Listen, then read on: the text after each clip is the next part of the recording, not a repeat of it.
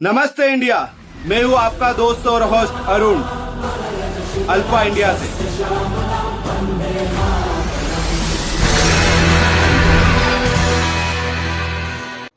आज इंडिया में telecom sector की सारी कंपनियों ने अपने टैरिफ प्लान में 12 से 25% प्राइस इंक्रीज कर दिए और मेरी और आपकी तरह सभी भारतीय इंडिया की गवर्नमेंट कंपनी बीएसएनएल को एक उम्मीद की किरण की तरह देख रहे हैं।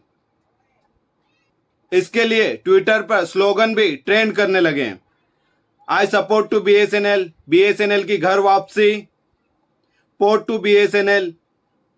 पर हम बात कर रहे हैं एक ऐसे शख्स जो ना कि इंडियन इकोनॉमी को काबू करता है बल्कि टेलीकॉम सेक्टर को भी। जी हां, मैं बात कर रहा हूं मुकेश अंबानी और जियो की। तो जानते हैं मोटा भाई, जो कि पेट्रोल केमिकल और रिफाइनरी के बिजनेस से 10 साल में 16 बिलियन की कंपनी को 22 बिलियन तक पहुंचाया। पर जैसे ही टेलीकॉम में अपना हाथ आजमाया, इस 22 बिलियन की कंपनी को 124 बिलियन तक पहुंचा दिया। उससे पहले एक शायरी, शानो शौकत में पैदा हुआ हूं मैं, अभी तो और पैसा बनाऊंगा। शानो शौकत में पैदा हुआ हूं मैं, अभी तो और पैसा बनाऊंगा। तुम बस ऐसे ही बने रहो, अभी तो बस शादी की है, अभी तो और पैसा उड़ाऊंगा। शायरी बस करंट्स के वीडियो को देखकर बनाई गई है। तो आते हैं वापस टॉपिक पर। 2002 रिलायंस इंडस्ट्री ने आर्ट इन्फोकॉम कंपनी से टेलीकॉम सेक्टर में कदम रखा। इस समय तक दोनों भाई मुकेश और अनिल दोनों साथ में काम किया करते थे। उस समय कंपनी का स्लोगन था, कर लो दुनिया मुट्ठी में। और हालांकि मुकेश अंबानी ने इस स्लोगन के साथ इंडिया पे तो कब्जा करा ही है।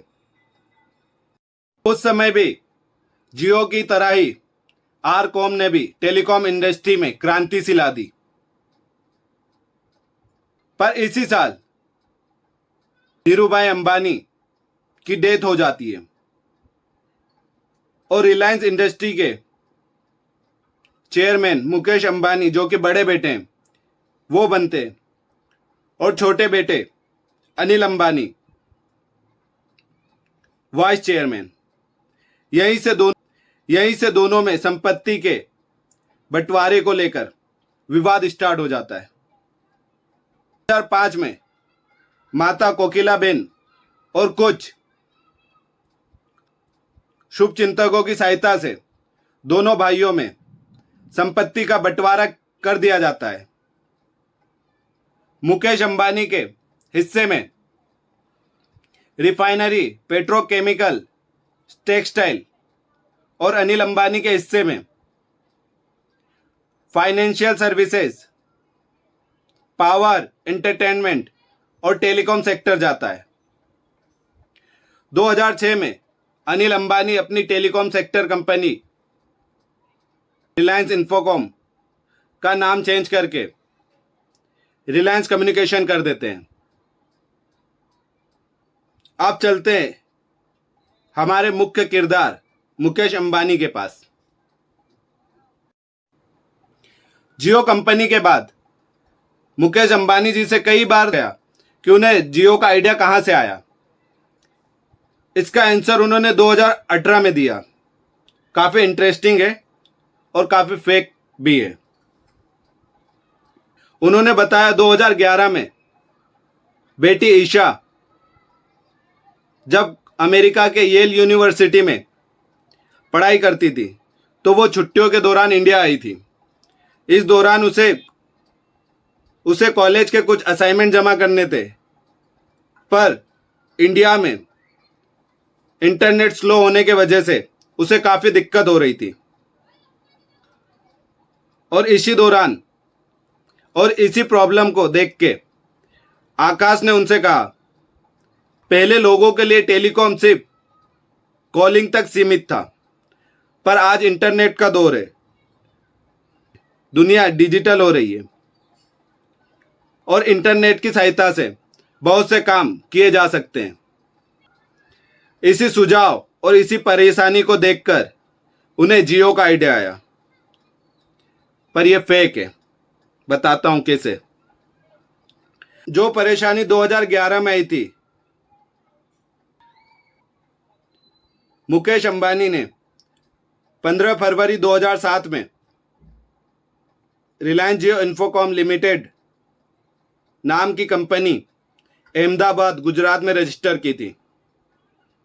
फिर अंबानी जी ने 2010 में 4800 करोड़ रुपए में IBSL नाम की कंपनी में 96% की हिस्सेदारी खरीदी। उस समय तक IBSL भारत में एकलौती ऐसी कंपनी थी जिसने 4G नीलामी में भारत के सभी 22 सर्कलों में ब्रॉडबैंड स्पेक्ट्रम जीता था। 2013 में IBSL को रिलायंस जियो इन्फोकॉम लिमिटेड की सहायक कंपनी बना दिया गया। दिसंबर 2013 में ही रिलायंस जियो ने एयरटेल के साथ 4G के लिए एक समझौता किया। इस समझौते में रिलायंस जियो एयरटेल की under sea cable capacity, optical fibre network, wireless towers और इंटरनेट ब्रॉडबैंड सर्विस यूज करेगा। 2013 में ही जियो ने रिलायंस कम्युनिकेशन अनिल अंबानी की कंपनी के साथ मिलकर भारत में 4G स्पेक्ट्रम फैलाने के लिए एक समझौता किया।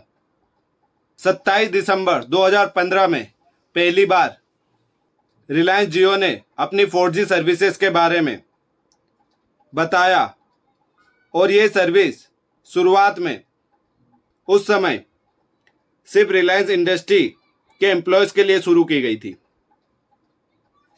5 सितंबर 2016 को रिलायंस जियो ने 4G सर्विस पूरे देश के लिए शुरू कर दी।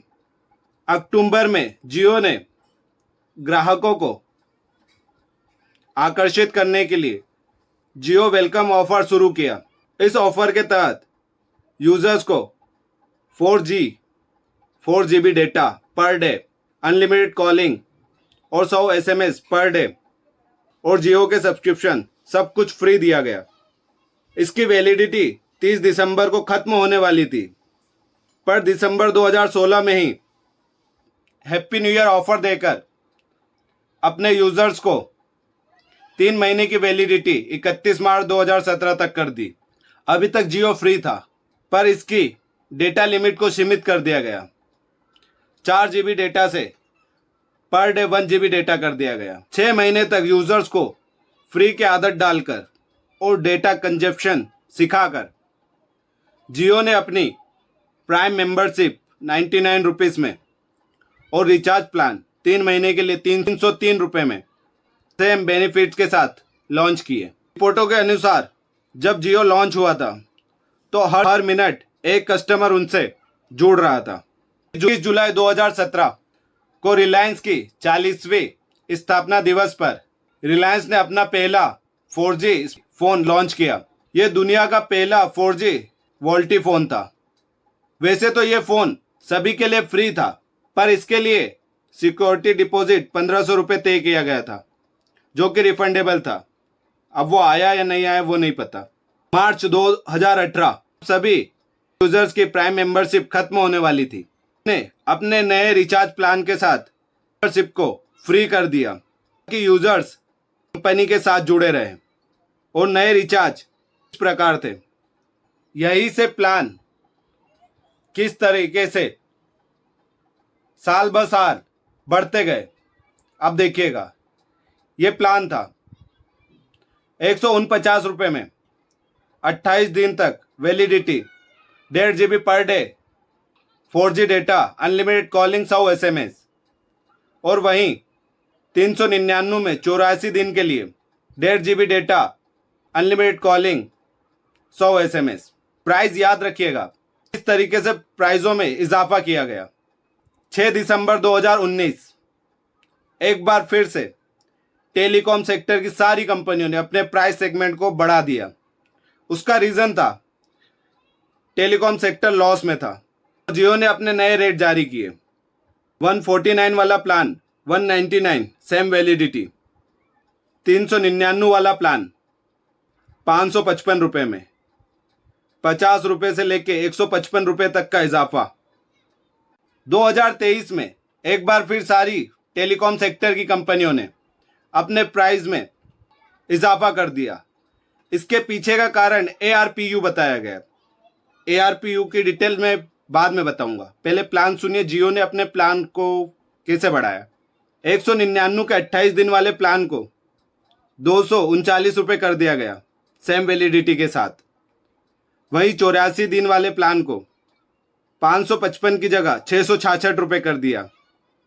और जिस ARPU की बात कर रहा था मैं, उसका फुल फॉर्म है एवरेज रेवेन्यू पर यूज़र।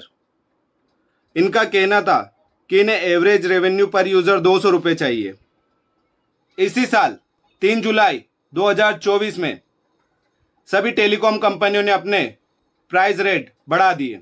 और इसके पीछे अनंत अंबानी का कोई हाथ नहीं है, जो आप सोशल मीडिया पे देख रहे हैं। इसके पीछे का रीज़न उस शायरी में छुपा हुआ था जो आपने शुरू में सुनी थी। अब नए प्राइस रेट थे। 28 दिन की वैलिडिटी वाला प्लान जो 239 रुपये में आता था, उसे 299 रुपये कर दिया। और 84 दिन वाला प्लान जो 666 रुपये में आता था, उसे 799 रुपये कर दिया। और इसमें भी एक लूप हॉल दे दिया 5G यूजर्स के लिए।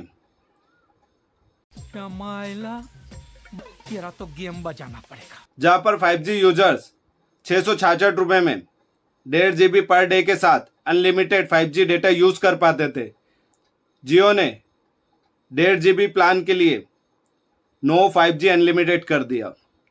अगर आप 5G यूज करते हैं तो आपको 859 रुपये देने होंगे 5G अनलिमिटेड यूज करने के लिए। और इस बार टेलीकॉम सेक्टर ने अपने प्राइस को बढ़ाने के लिए जो रीजन दिया था वो काफी दिलचस्प है। इसके पीछे रीजन था टेलीकॉम सेक्टर का कि जो ARPU उन्होंने 200 रुपये अचीव करना था वो अचीव कर लिया है। और अब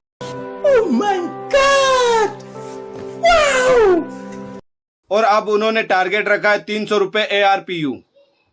इस तरीके से अगर 1-2 साल में 400 रुपये 500 रुपये ARPU भी कर सकते हैं, यही चलता रहा तो। Oh shit! No! It is possible, it is possible. नहीं, ऐसा नहीं हो सकता। कह दो कि ये झूठ है।